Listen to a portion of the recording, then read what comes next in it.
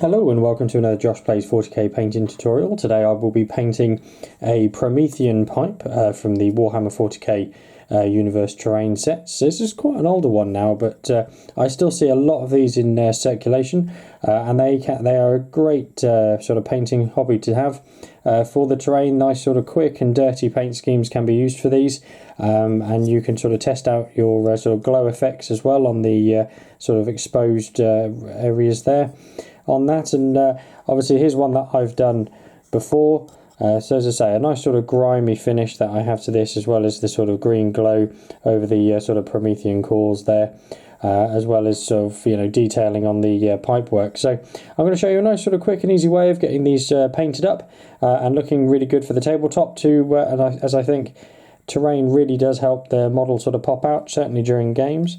So without further ado, let's get started.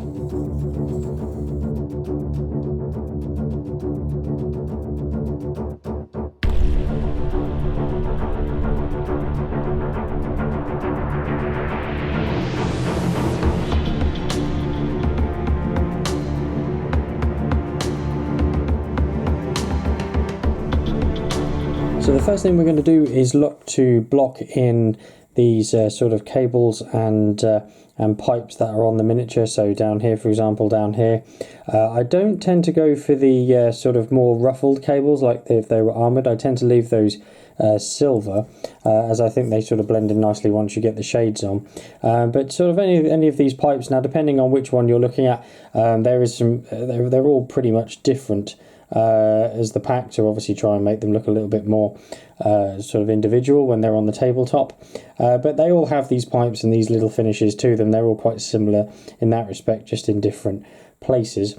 So for this I'm going to use Screaming Bell paint on these, and it sort of gives them a nice sort of tin and sort of brass finish, especially when you get the shade. So just sort of applying that over the top here. Now one coat should be enough, because once you get the shade on again, it does sort of darken it down, but if you do want to apply 2 coats, you're more than welcome to, depending on how much time you want to put in. Now I would highly also recommend having a pot of lead belcher on standby, just in case you do make any sort of large mistakes with any of these colours, and that way you can sort of neaten up before moving on to the next stage. But sort of work your way around the miniature and then see obviously what parts you want to be this colour, and then we can move on to the next base coat. Once you're happy with that Screaming Bell, we're going to move on to Rune Lord Brass, and this is to sort of pick out some of those other details on the model. So for example, the sort of any sort of little tanks that are on the miniature, again, you don't need to necessarily apply sort of 2 coats of this, as the sort of metallics of lead belcher and then when we shade it will darken this down, but you don't have to. So again, so focusing on the tanks, any sort of identifying patches that the model might have, as well as sort of any grates that are on them as well. So just to sort of help us break up the silver even more, as well as sort of adding a little bit more sort of depth to the pipe. So once you've got all those base paints applied, we're going to move on to some shading, and this is quite a straightforward and easy technique. We're going to be going in with Agrax Earth Shade, and we are simply just going to be covering the entire pipe. This will then give it the sort of dirty down effect that we're looking for. Now don't be sort of too sort of sparing with this, just literally coat it all over the pipe, and then let it dry. This will take quite a while because of just the sheer amount of Agrax we're applying, but one thing I would just note is it is worth having some tissue or kitchen roll, something like that nearby, so that you can obviously soak up any of the excess that may sort of drip onto your workspace. I do remember the first time I did this, it did make quite the mess, and also tended to sort of stick to my desk as well. So do just go steady when applying this. Once you've let that shade dry, you'll notice obviously now that the pipe itself is looking incredibly dirty and rusted down.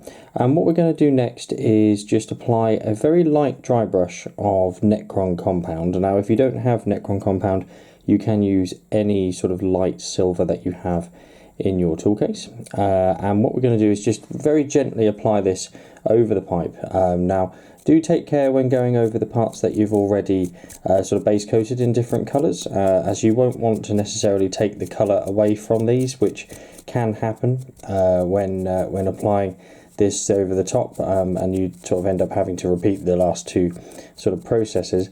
But what this will do is just sort of take the sting out of that shade, and if you need to, obviously clear up any patches where it's perhaps dried a bit blotchy or heavy. But necessarily with the look that we were looking for, with obviously getting these pipes looking very rusted down, as if they'd been sort of sat around for years but still in use, but just been there for many years, then that's obviously the look we were going for. But obviously if you're looking for a slightly more tidier look, then yes, you would want to go a little bit heavier with the dry brush. This will also help sort of give in some extra weathering if there's any sort of scratches on anything as well. So any sort of recent activity around the pipes where it would necessarily clean off the grime will then be shown with these, and it really just helps pick out the raised edges of any of these sort of nuts and bolts, as well as sort of adding to the overall look and theme of the pipes.